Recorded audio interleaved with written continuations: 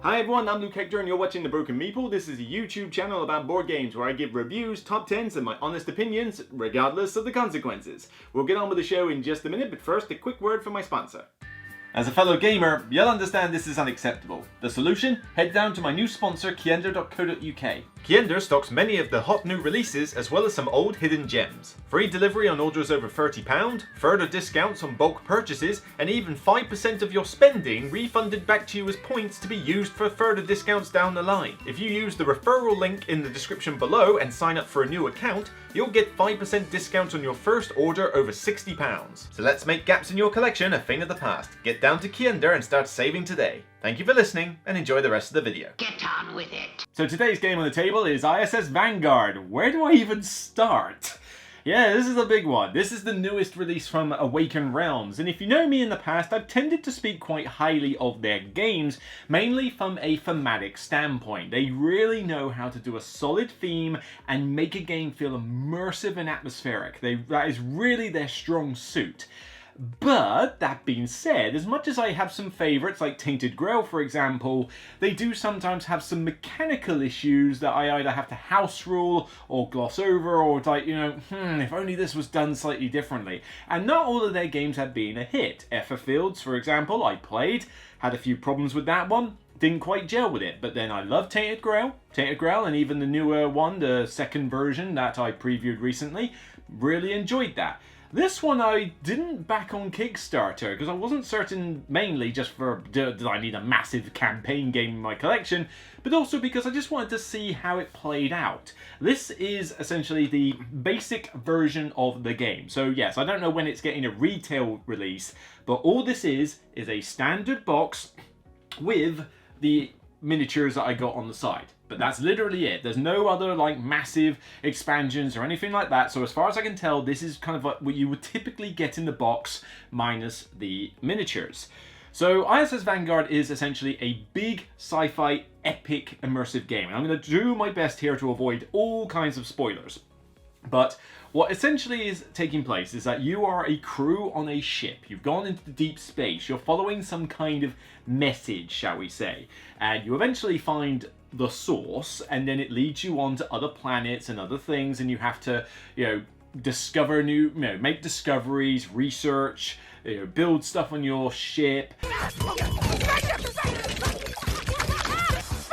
Upgrade your ship, recruit more crew, and what you'll do on the planets is you'll go down to a planet, you'll land on its surface, and through a dice mitigation puzzle, you'll effectively control a couple of characters, roll dice, try to get symbols, play cards to mitigate those dice rolls, and you'll discover more of the plot, you'll gain more cards, which lets you upgrade your ship and get more cool stuff for later, and all the while you're listening to, well, you have a choice. You can either read from a logbook, like proper journal of reading all the paragraphs, or you do what I think most people do, myself included, is that you simply grab your tablet or your phone or whatever, get the app for this, and you basically just get the ISS Vanguard app and let it read all your logs for you, where you've got incredibly cool voice acting, and it just increases that immersion factor.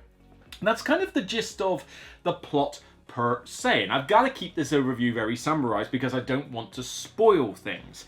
But a lot of people have talked about various aspects of this game, and I want to give my views on each aspect as well as my overall feelings of the game in general, bearing in mind I've played through about five scenarios I've played through. So 5 proper missions from start to finish that I've played through in this campaign, and that's not even scratching the surface of the content that is in this, trust me. But much like another game I reviewed recently, Oathsworn, you're going to notice some similarities with why that's the case. So let's first talk about the rules for this game. This is a big game to learn, and I mean a big game. This has a pretty sizable rulebook. I mean, that is that's a lot. There's a lot you get in here, okay? And that's not even including all the rules, because you also have this, a log ship book, which I don't want to spoil too much, but basically it's a folder with a bunch of things about how to resume a game, bridge, your production crew, your hangar, mission launch procedure, how to begin exploration, how to dock, how to unload stuff. You may have noticed some cards in there, that's just from my campaigns, but you won't have seen anything that was a spoiler. But yeah, there's a lot to learn. Quite a crazy amount, in fact. However, there are some good and negatives here. Negative is that there are so many rules in this game that if you dare even think of putting this to the side and packing it away and maybe taking a hiatus from the game, you're going to have a hard time coming back because there's just a lot to learn, and I had this problem tenfold, having to put this away and then sort of go, right, well, I need to get on with other stuff, and then I'll bring it out again because I want to play it. Oh man, what did I do? How does that work? Quite a bit. That's a problem. However, I gotta give props where it's due. This has the best, or one of the best, tutorial systems I've ever seen. It's a brilliant tutorial. And there are some people who have given this rag for having a tutorial because they didn't want a tutorial. Well, that's your problem. Throw yourself in next time and rid us of your stupidity. The tutorial is great in this, and if you decide to ignore this tutorial, then on your own head be it, frankly. The tutorial is half of this rulebook. It basically holds your hand, and I mean holds your hand, and tells you how to effectively set up the box, set up all the components so you've got everything in the place you want, how to get these various books and that ready, and how to get started. And then when you get into the ship book, and you can tell that Paul Grogan had his hand in this because pretty much he, had a massive helping with the development of the ship book. Yes, there's a lot of rules, but every page explains step by step what you do at each point. Right, I'm resuming a saved game. I have to take this envelope from the box. I have to take the scanner out. I have to take the tokens, blah, blah, blah. Okay, right, turn the page, go to the bridge. Right, install bridge cards, generate pools, check situations, reveal new ones. It takes you through everything you need to do, step by step, to the point where if you forgot everything you were meant to do in this book, you could resume it pretty well. This is fantastic in the way it's written and designed, but the tutorial is also really good. It gets you into the action relatively quickly, holds your hand, teaches you things in steps, and by the end of the tutorial, you know if this is a game you're going to enjoy or not. Problem with that is, it holds your hand a little bit too tight, because once it's kind of like, you're holding the hand of the child, and it's just like, oh, this is nice. Daddy? You're sick! You're sick! Why would you do that? Well, actually, that's pretty dark. But you know what I mean. It holds your hand so tightly to begin with that as soon as it lets go, you're on your own. You're scared. You're like, what okay, how did that work again? Okay, I think that's how you do it. Hang on, we didn't cover this in the tutorial, because not everything is in the tutorial. And so, it's as great as that system is, you almost feel like you want to go through the tutorial every time you come back to the game. This is definitely not one that rewards putting it away and coming back to it later. If you can have this on your table for months on end or whatever and go through the entire campaign without putting it away, you're in with a good shot. But it's not really a casual, put it aside, come back to it later style game. There's just far too much to learn in here. And believe me, if it wasn't for Paul Grogan and for the development time that was taken on this rulebook and the tutorial and the ship book, the game could probably have been unplayable, I reckon. But the fact that you can play it from this, with a rulebook this big and a logbook on the side, is pretty paramount in genius development skill. It's unreal. So props where it's due, but this is not a light game. This is not an easy game. There's a lot to absorb, a lot to learn. You're gonna have to deal with that. For the most part, you're investing in this logbook, as well as some of these spiral-bound, map boards, as well as, the miniatures are a separate thing. We'll get onto those a little bit later as a quickie, but mostly it's about these cards and all the stuff you've got on the app for the logbooks. I mean, you have got logbooks that are in the box down there. I haven't brought them out because, frankly, why would I need them? I'd listen to the app. But you've got a lot of cards, tells you how to sort them out, and they've got all things like discoveries and points of interest, this is points of interest. This is as much as I can possibly see on all these various planets, okay? Then you've got missions. Big bumper lot of missions that you could come across. Okay, how about crew? Well, here's a ton of crew. Oh god, try and get it out. There we go. That's all crew members. All these are different crew members. And that's not including discoveries and equipment and events. There's a lot of cards in here. There is a lot of content, believe me. You're getting your money's worth, even though it's not the cheapest game in the world. So certainly good from a component standpoint. Artwork where you see it is gorgeous. It looks beautiful. I love the rulebook is set out really nicely, but I like this Planetopia as it's called.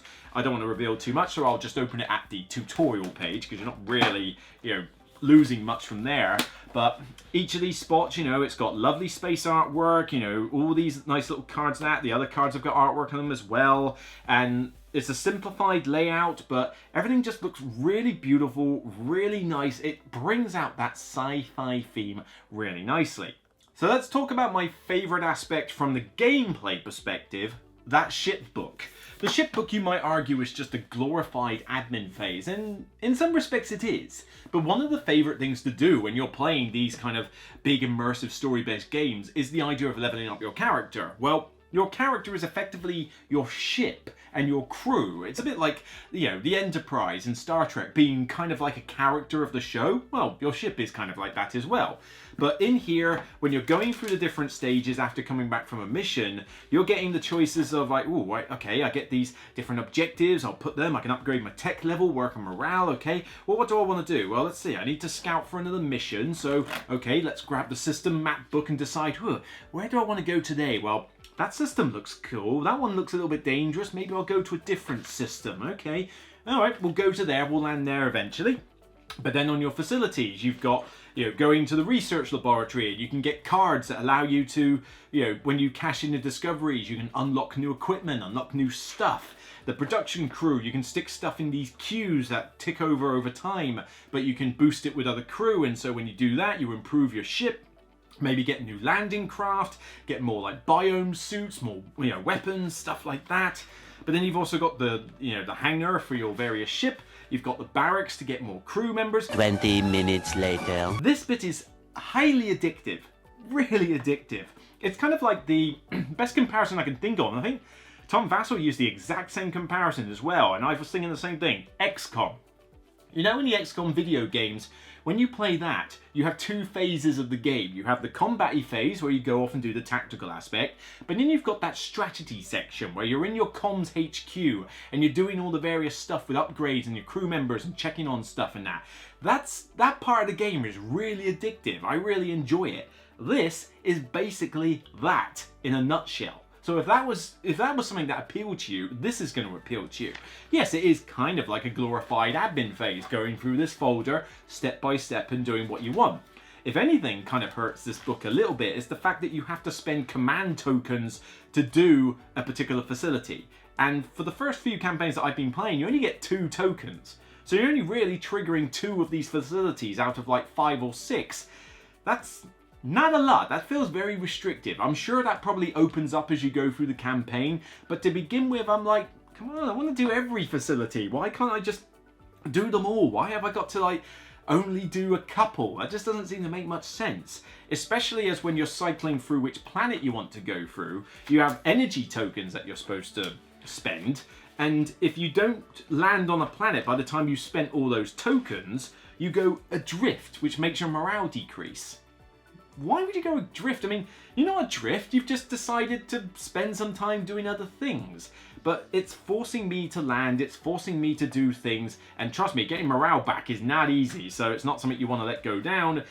I would have just maybe liked freeform. Don't give me this adrift thing, don't give me this restriction with command tokens, just let me do as much as I want with the book, and I'll be happy. But yeah, I really love this ship book. It's a great way to immerse yourself in what it is you're doing and to feel attached to the characters and the ships and the upgrades you've got. It's just a really cool, fulfilling system. Yes, it's mostly admin, but it's fun admin. Now, the dice phase isn't as good as that, but it is still decent. But there are some problems I do have.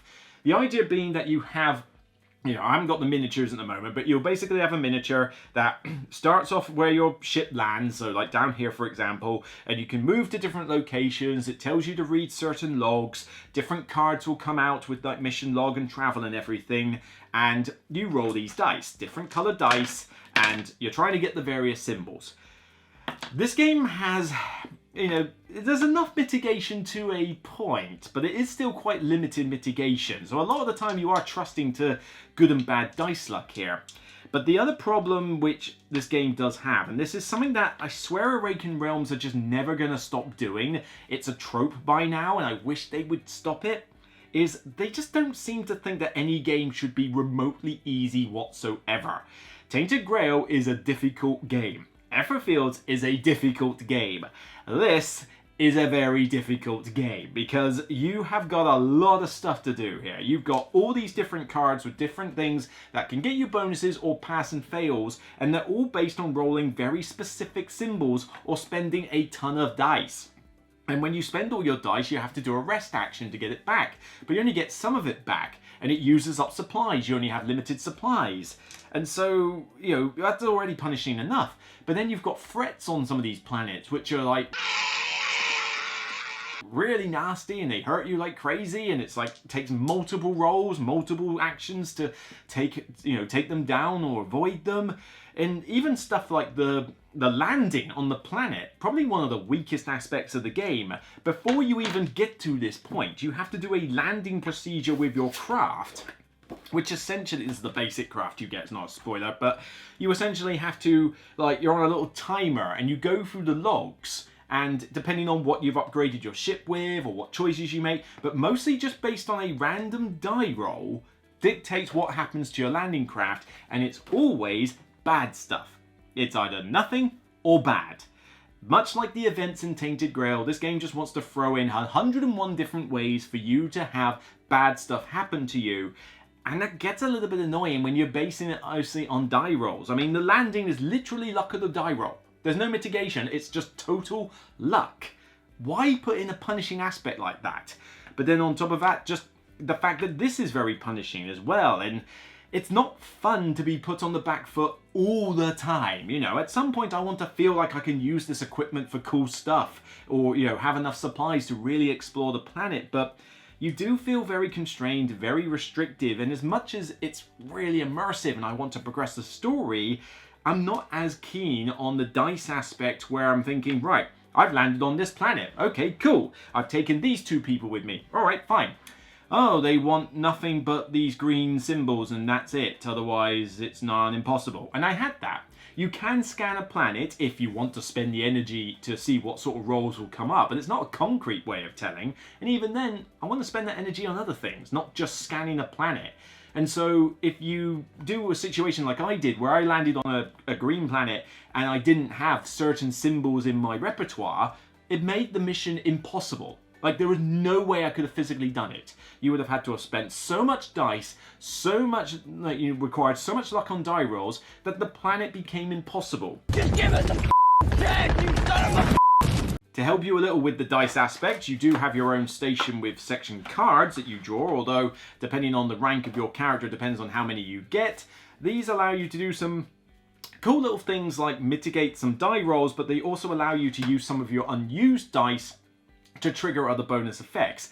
The only thing is, a lot of those are quite situational. They're based entirely on your die rolls. You don't have many of these cards in your hand at one time, and there's a lot of duplicates. Most of them are just re-roll a die. I'd rather have more cards that let me set die to actual values. They exist, but they're a rare commodity. Most of it is just re-roll a green, re-roll a blue or something, and it's like, well, re-rolling's not good enough because my dice luck sucks. I want to be able to say, look, you know what, I'll spend a bit extra, but I want to fix that to a symbol because I'm willing to do it. But you could re-roll the dice as many times as you like and still not get the thing you want, in which case that difficulty problem does come back. But, you know, it's cool having your own station with, you know, your character, some abilities they use, the different dice, which you can buy more dice as the game goes on, so you've got slots for, you know, to acquire more dice, but it's not the fastest leveling up process. I mean, you'll start off, I think, with 4, I think, and maybe, well, 5, you end up with a 6th die relatively quickly, but then it's going to take a lot of experience before you get up to another die, etc. But even with this many dice, you don't have a lot of options when you go down to a planet, and I wish it was just tailor that difficulty down a little bit, Awakened Realms. Give us an easy standard mode, and then give us various tweaks to make it harder. Don't give us nightmare level on Doom in terms of hellish difficulty, and then give us the same thing but blindfolded for a harder difficulty. Some of us just like to play and experience the game, not be punched in the face while we're playing it. You kids are soft. So ISS Vanguard, when it's firing on all cylinders, is one of the best, most immersive, narrative, story-driven sci-fi games I've ever played.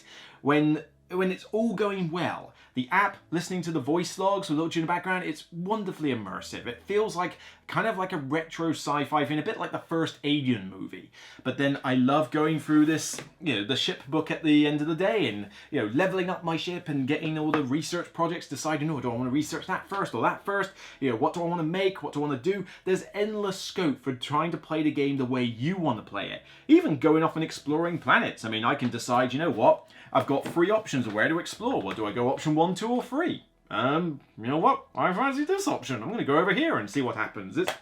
There's a lot of scope for your campaigns to feel different. But that's not to say that I want to revisit planets on a regular basis because of the high setup time, because of how many hours I need to play this game. How about the constant amount of rules relearning I need to do? The tutorial in the ship book is done brilliantly. You must use the tutorial, trust me, you must. But once you've held your hand for ages and then it's let go, almost back on that foot of like, I don't remember how half of this works now. And again, it's that commitment factor. Much like Oathsworn. Oathsworn was a similar problem. It required 75 plus hours worth of your time to get through those 20 plus chapters. And I just don't have the time to devote to a game like that. Not when I've got to play other things, and not when I play games with a lot of different people on a regular basis, as opposed to having the same group that can commit. With this, honestly, I don't see the major need to play this with more players. I think just playing it solo or 2-player is all that you really need for this. Because I enjoyed my time fine playing it solo. I just wish I had more dice to manipulate and more stuff to do. But, like I say, it wasn't too difficult to pilot solo. But even I can't find 4 hours per session to devote to this. I don't even know how much content's in this, because I don't know where the end point is. This could be an 80-hour, 100-hour, 120-hour, it could be a ridiculous amount of content in here. And I just don't have the time. If I didn't have a day job, if I didn't have a blog, if I didn't have other things to do in my life, then I would gladly want to play this game all the way through. I would just put in a few house rules to make the difficulty a little bit less punishing, make it a little bit easier and a little bit nicer to do. Like, for example, don't do the landing procedure. It's pointless and arbitrary and it's just a die roll, so ignore that bit entirely. But then I'd also kind of say, well, do I get extra dice, or can I assist easier, or can I remove 1 step off all the tracks when you're going on cards? Because that's quite punishing in itself. Like, so I need to get the exact symbol on 2 dice and I need to do it 4 times to get this track to move from A to B? Come on, that's a little bit harsh. And it's just, those sort of things get in the way. So, this is a tough one. I don't know if I'll get the chance to finish this, and that makes me sad. Because I genuinely think it's good. I think there are some people out of this that are going to really adore this. They're going to think it's one of the best games ever. And I can certainly see why. I wish I didn't have to look through a filing cabinet of cards on a regular basis, like 7th Continent, fine. But it's these things hold it back from making it enjoyable. The time length, the setup, all the rules, sifting through the cards, all of these negatives add up. But everything that it does well, it does so well. So well. I don't know what to rate it really. I think overall it's getting an 8 out of 10 overall. I still think it's great, and Time No Object, I would play this to death. But those negatives are a big deal. They take it at a distinction level. I just don't have the time to commit. There's a lot of cards to sift through. There's a ton of setup. There's a lot being asked of you. And this is only going to be playable by heavy gamers because there's so much in it. So that's it for me on this episode of The Broken Meeple. If you like what you see, please remember you can thumb up the video, especially on Board Game Geek if you see it. Consider the Patreon, but most of all, get your comments down below. I want to know your thoughts on this game, particularly if you've played through most of the campaign or all of it. Does some of the negatives I have alleviate themselves over time? How long did it take you to get through the entire campaign if you've played it? I'd certainly like to know how many hours or days or months you had to commit for this, because it's certainly going to be one that takes up a lot of your time. But, you know, is this a theme that interests you? Did you like the app? Did you like the ship book? Did you like the tutorial? I want to get your thoughts down below and respond to them accordingly. So until next time, you can check out more content on the channel, including the 2 live streams that I've done, including the recent one I did with Dan from Chairman on the Board. But also, check out the Oathsworn review I did, where you can get some similar thoughts to the whole length and setup and all that I did here from that review as well, so you can see where I'm coming from. Until next time, remember as always, regardless of how much time you want to devote to your mission to deep space, it's still only a game. Bye for now. Input.